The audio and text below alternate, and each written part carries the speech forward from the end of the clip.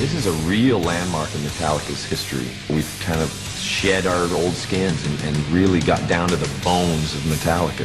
We've really learned a lot about how to communicate with each other and how to communicate what we need from each other. The thing that's so weird about it, or ironic, or even sad, is Jason Newsted's model for what he wanted Metallica to be is basically the Metallica that exists now. Maybe he was like the sacrificial lamb for that to happen. November 30th, 2000. Metallica hit the stage as tensions mounted, and their hard rock brotherhood reached a breaking point. I knew that that was my last performance with Metallica. Appropriately, the song Fade to Black. He was just in his own little cocoon, very incommunicado. He basically just showed up. He didn't sit with us. He wasn't hanging or anything. It was just like, okay. We had told him that we needed to talk after the show. That was the first time all four of us were in one spot for like a few months. We got off stage, and Jason wasn't around.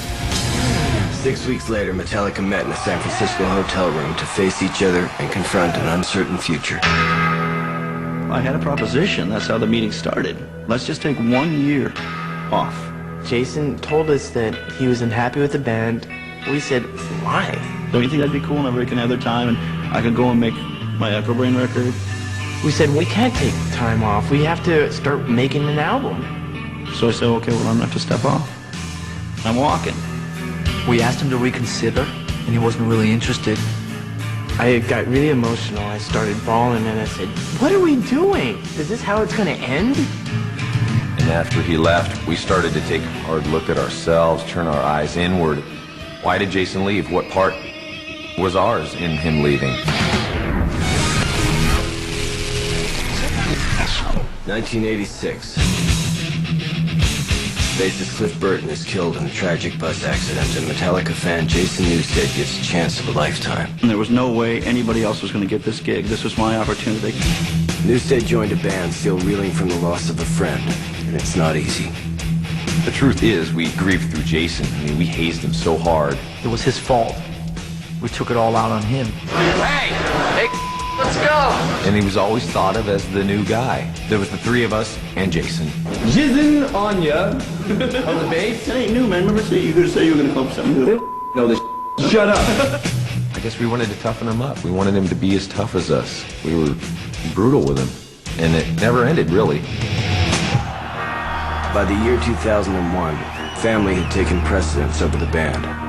Both Lars and James were married with kids, leaving Jason with time on his hands. I dedicated my life to music, so I have chosen not to be married or to have children. Music makes me alive.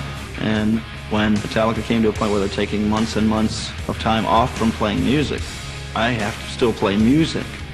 Jason made this record that he was super proud of, and he was told, you know, by James, you know, that he couldn't, you know, put that record out. We're brothers. And I was struggling so hard to keep, you know, it's like choking Jason. I love you. The rising conflict between Newsted and Hetfield exploded during an argument over the Echo Brain project. My dedication was being questioned. It was like, you can't be part of what's going on in Metallica, and you can't stray outside of Metallica, so you're stuck. The person I respect the most disrespected me the most. That's how I was taught to control things, through intimidation and rage. And it just hit me in the head like a brick and said, you have got to stand up for your principles. Now's the time.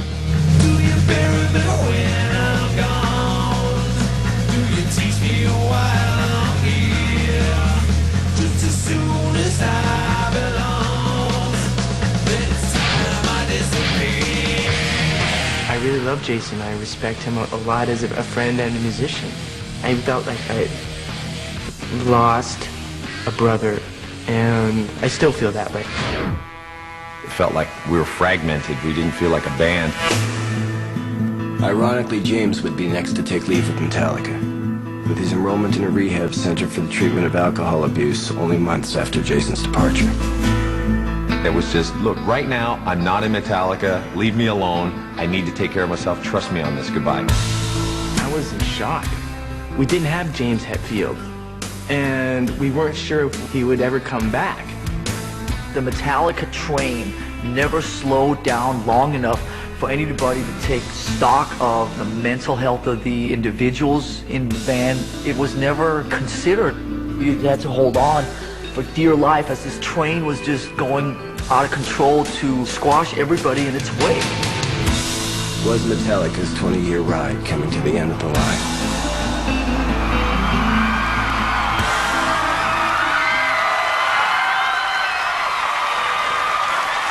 There's some heavy emotions going on, especially the first couple of bits there. The Jason stuff and the rehab stuff is pretty touching for me.